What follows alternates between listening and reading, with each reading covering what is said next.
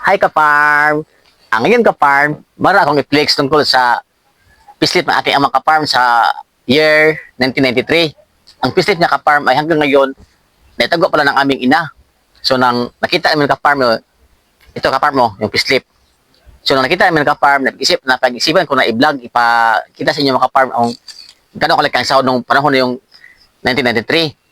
Ang aking ama noon ka-farm, nagtrabaho siya sa agency na Ascon at sa company na pinuusi sa una ka-farm. At ngayon, ang pinuusi ay Idisina.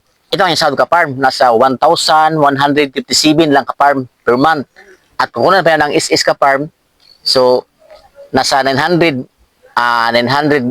plus na lang ang kanyang sahod ka-farm na may uwi kada buwan.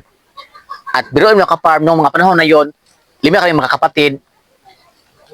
Sawa ng Diyos, nakasubel pa rin kami sa ganun kalaking sahod dahil pinagtipid-tipid naman ka-farm sa aming ina.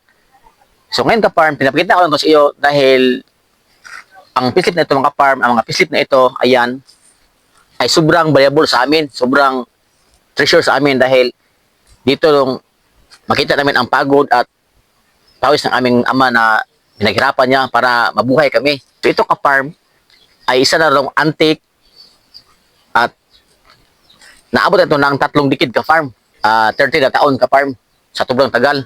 So, nabiloon mo 1993.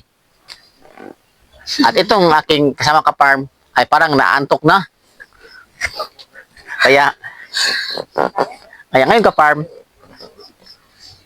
kung mayroon kayong ganito ka-farm sa inyong magulang na dati nagtrabaho, ay dapat yung i-treasure ka-farm dahil bihira na ito mga ka-farm. Wala na itong pislip ka-farm. Biroon mo ayan. Sa tingin ka-farm mo, Malayo sa dati. malayo sa dati ka-farm noon, no? Noon, sobre na. Oh, meron man pira ka-farm nahulog. Tingin ka-farm mo. Meron pa nahulog na pira. Yung pira na, isda ka-farm mo. Antik na talaga. Ayan. Kinain na ng kalawang ka-farm, hindi na masyadong maklaro. Oh. Biro mo dito, basta sa loob na.